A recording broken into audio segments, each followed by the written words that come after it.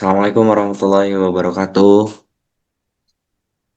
Perkenalkan nama saya Muhammad Raffi Fadlul Lubis dengan NIM akhir 091. Di sini bersama saya.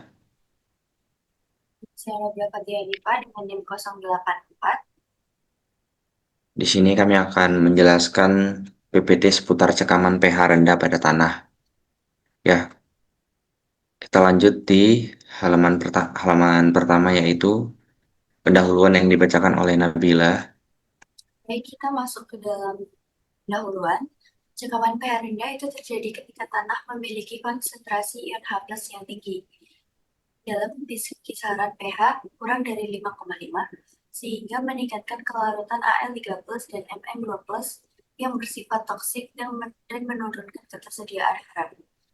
Penyebab tanah masam meliputi perlindungan kation basah akibat curah hujan tinggi, pemumpukan air berlebih yang menghasilkan ion H+ melalui nitrifikasi, serta bahan hidup tanah miskin mineral basah. Kemudian dampak pH rendah saat merugikan karena menurunkan penyerapan hara, menghambat aktivitas mikroba, dan memicu toksisitas logam, sehingga pertumbuhan tanaman tertekan dan hasil panen menurun. Cekaman merupakan kondisi ekstrim atau kondisi yang tidak menguntungkan bagi pertumbuhan dan perkembangan suatu tanaman. Cekaman pH rendah merupakan salah satu faktor abiotik yang sifatnya rutin mempengaruhi produktivitas tanaman karena berkaitan dengan cekaman hara. Cekaman pH rendah terjadi ketika tanah memiliki pH kurang dari 5,5, meningkatkan ion H+ dan Al3+ terlarut, menyebabkan lingkungan tanah menjadi kurang optimal untuk pertumbuhan akar dan penyerapan hara.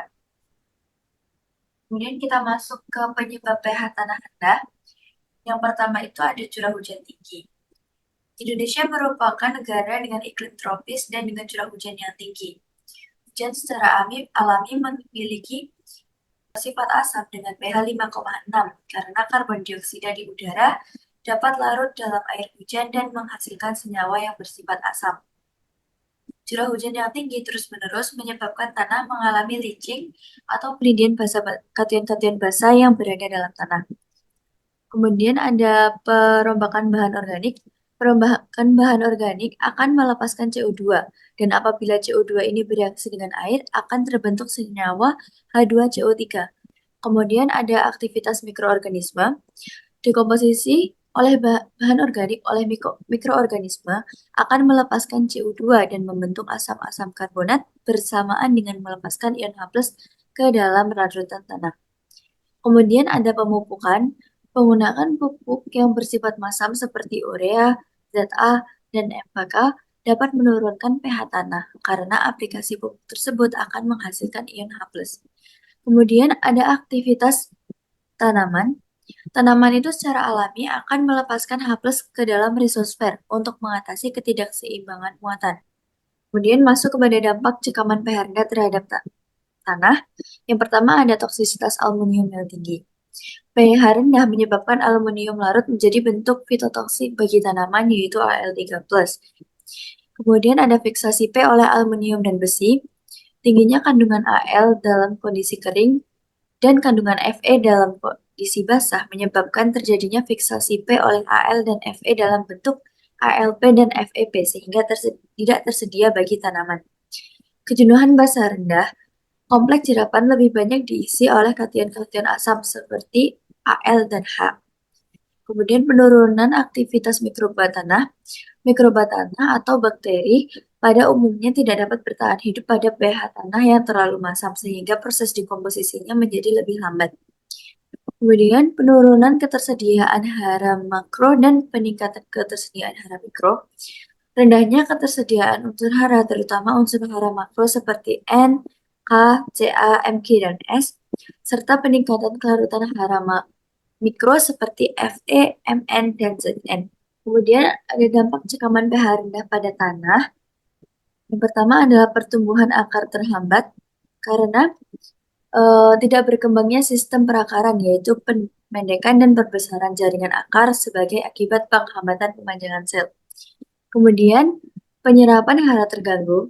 Al3+ menjadi sangat larut dan merusak ujung akar. Hal ini kemudian menurunkan kemampuan akar menyerap hara. Al3+ juga bersaing dengan Ca2+ dan Mg2+ pada permukaan akar, sehingga penyerapan kedua unsur tersebut semakin terhambat. Kemudian, penurunan hasil dan kualitas panen. Pertumbuhan tanaman akan melambat karena fotosintesis menurun dan pembentukan organ hasil seperti biji, umbi, atau buah tidak optimal. Ya, selanjutnya ada mekanisme terjadinya cekaman pH rendah. Yang pertama ada oksidasi mineral sulfida atau pirit, yaitu pada tanah sulfat masam atau tanah rawa yang mengalami drainase, mineral pirit teroksidasi oleh oksigen. Yang kedua ada hidrolisis aluminium.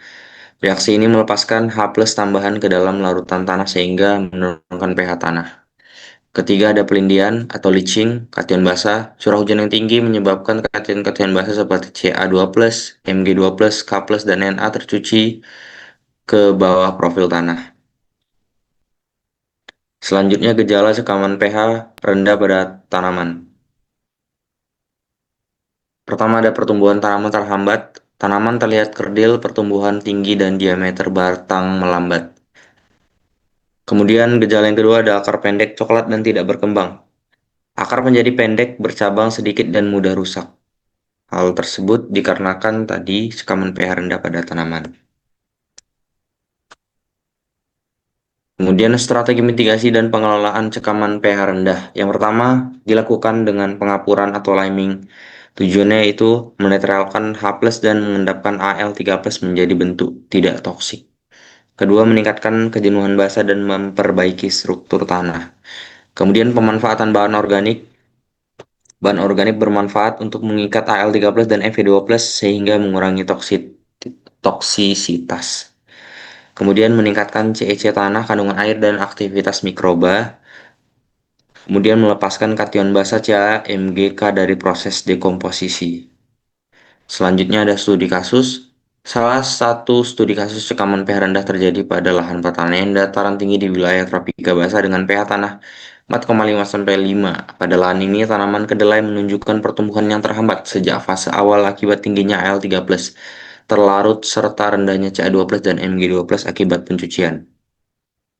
Akar tanaman menjadi pendek, menebal, dan minim rambut akar sehingga mengganggu penyerapan air dan hara. Daun mengalami klorosis interveinal karena defisiensi magnesium serta bercak coklat akibat toksisitas mangan. Sementara pembentukan bintil akar tidak optimal sehingga tanaman kekurangan nitrogen. Perbaikan melalui pengapuran dolomit dan penambahan kompos terbukti efektif menurunkan kelarutan Al3+ dan meningkatkan ketersediaan kation basa sehingga pertumbuhan tanaman kembali mendekati normal. Studi ini menunjukkan bahwa tanah masam tidak hanya menurunkan ketersediaan hara tetapi juga mengganggu struktur akar dan proses fisiologis tanaman. Selanjutnya kesimpulan, cekaman pH rendah merupakan kondisi ketika tanah memiliki konsentrasi ion H+ tinggi sehingga menjadi sangat masam dan tidak ideal untuk pertumbuhan tanaman. Keasaman tanah dipengaruhi oleh curah hujan tinggi, pelindian kation basa atau pencucian kation basa, aktivitas mikroorganisme, pemupukan nitrogen berlebih, serta eksudat akar yang meningkatkan ion H+ di zona perakaran. pH rendah menyebabkan berbagai perubahan sifat kimia, fisika, dan biologi tanah, seperti meningkatnya kelarutan Al3+ dan Mn2+ yang bersifat toksik, menurunnya kejenuhan basa, terjadinya fiksasi fosfor, penurunan ketersediaan hara makro, serta melemahnya aktivitas mikroba menguntungkan. Dampaknya terhadap tanaman sangat signifikan, mulai dari kerusakan akar, gangguan penyerapan hara khususnya Ca dan Mg, hambatan pertumbuhan, penurunan fotosintesis, hingga turunnya hasil dan kualitas panen. Mekanisme stres pH rendah terjadi melalui dominasi ion H+ dan Al3+ pada kompleks jerapan, kerusakan fisiologis akar, gangguan metabolisme, serta ketidakmampuan tanaman mempertahankan keseimbangan nutrisi.